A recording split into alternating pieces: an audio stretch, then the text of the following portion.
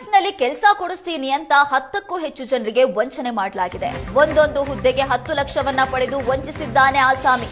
10ಕ್ಕೂ ಹೆಚ್ಚು ಜನರಿಗೆ ವಂಚನೆ ಮಾಡಿದ್ದಾನೆ ಆರೋಪಿ ಕೃಷ್ಣನ್.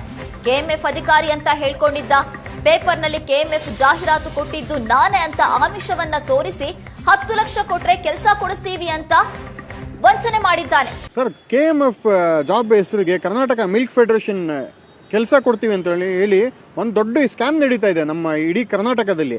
ಒಬ್ಬರು KS ಆಫೀಸರ್ ಅಂತ ಹೇಳಿ ಕೃಷ್ಣನ್ ಅಂತ ಅವರ ಹೆಸರು, ಇಲ್ಲಿ ಮಲೇಶ್ವರಂ ಅಲ್ಲಿ ಬಂದು ಭೇಟಿ ಮಾಡ್ತಾರೆ ನಮ್ಮ ಕಂಪ್ಲೇಂಟ್ ಅವ್ರಿಗೆ.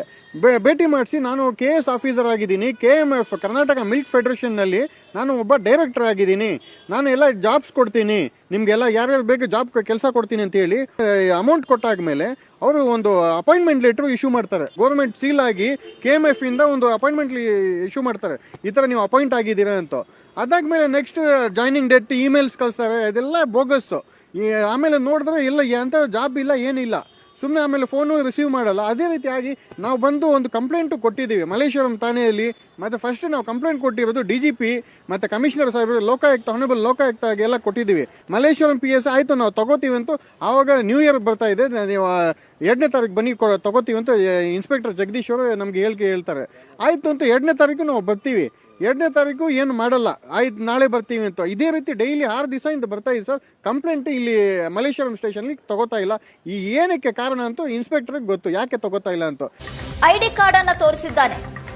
ಪರಿಚಯ ಮಾಡಿಕೊಂಡಿದ್ದಂತ ಲಕ್ಷ್ಮಣ್ KMF ಹೆಸರಿನ ಇಮೇಲ್ OTP ಅನ್ನ ತೋರಿಸಿ ಅಲ್ಲಿದ್ದಂತವರಿಗೆ ನಂಬಿಸಿದ್ದ.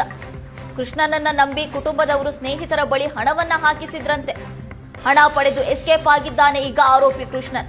ಮಲೇಶ್ವರಂ ಠಾಣೆಯಲ್ಲಿ ದೂರು ಕೊಡೋದಕ್ಕೆ ಹೋದ್ರೆ ದೂರನ್ನ ದಾಖಲಿಸಿಲ್ಲ ಪೊಲೀಸರು. ಈ ಹಿನ್ನೆಲೆ ಬೆಂಗಳೂರು ನಗರ ಪೊಲೀಸ್ ಕಮಿಷನರ್ಗೆ ದೂರನ್ನ ಕೊಟ್ಟು ಮನವಿ ಮಾಡಿದ್ದಾರೆ. ನಾನು KMF ನಲ್ಲಿ ಕೆಲಸ ಮಾಡ್ತಾ ಇದ್ದೇನೆ, KS ಅಧಿಕಾರಿ, ಜಾಹೀರಾತನ್ನ ಕೊಟ್ಟಿದ್ದು ನಾನೇ, ನೀವೇನಾದ್ರೂ ದುಡ್ಡು ಕೊಟ್ರೆ ನಿಮ್ಗೇನೆ ಕೆಲಸ ಮಾಡಿಸ್ತೀನಿ ಅಂತ ಉದ್ಯೋಗಾಕಾಂಕ್ಷಿಗಳಿಗೆ ವಂಚಿಸಿದ್ದಾನೆ. ಒಂದಲ್ಲ ಎರಡಲ್ಲ 10ಕ್ಕೂ ಹೆಚ್ಚು ಉದ್ಯೋಗಾಕಾಂಕ್ಷಿಗಳಿಗೆ 10 ಲಕ್ಷ ಕೊಟ್ರೆ ಕೆಲಸ ಕೊಡಿಸ್ತೀನಿ ಅಂತ 10 ಲಕ್ಷವನ್ನ ಪೀಕಿದ್ದಾನೆ. ಅದಾದ ಬಳಿಕ ಇಮೇಲ್ ಐಡಿಯನ್ನ ಕಳಿಸಿದ್ದಾನೆ, OTP ಅನ್ನ ಕಳಿಸಿದ್ದಾನೆ ನಂಬಿಸೋದಕ್ಕೋಸ್ಕರ. ನಂಬಿದಂತಹ ಉದ್ಯೋಗಾಕಾಂಕ್ಷಿಗಳು 10 ಲಕ್ಷವನ್ನ ಕೊಟ್ಟು ಕೆಲಸ ಬರುತ್ತೆ ಅಂತ ನಂಬ್ಕೊಂಡಿದ್ದಾರೆ. ಅದಾದ ಬಳಿಕ ಇನ್ನು 15 ಲಕ್ಷ ಕೊಡಿ, ಆವಾಗ ನಿಮಗೆ ಕಾಯಂ ಆಗುತ್ತೆ ಅಂತ ಹೇಳಿದ್ದಾನೆ. ಆಗ ಅನುಮಾನ ಬಂದು ಪೊಲೀಸ್ ಠಾಣೆಗೆ ದೂರು ಕೊಡೋದಕ್ಕೆ ಹೋದಂತ ಸಂದರ್ಭದಲ್ಲಿ ಆರೋಪಿ ಕೃಷ್ಣನ್ ಪರಾರಿಯಾಗಿದ್ದಾನೆ. ಒಂದ್ ಕಡೆ ಮಲ್ಲೇಶ್ವರಂ ನಗರ ಪೊಲೀಸ್ ಠಾಣೆಯಲ್ಲಿ ದೂರನ್ನ ದಾಖಲಿಸಿಕೊಂಡಿಲ್ಲ. ಆ ಹಿನ್ನೆಲೆಯಲ್ಲಿ ಬೆಂಗಳೂರು ಕಮಿಷನರ್ಗೆ ದೂರನ್ನ ಕೊಟ್ಟು ಮನವಿ ಮಾಡಿಕೊಂಡಿದ್ದಾರೆ ದೂರುದಾರರು.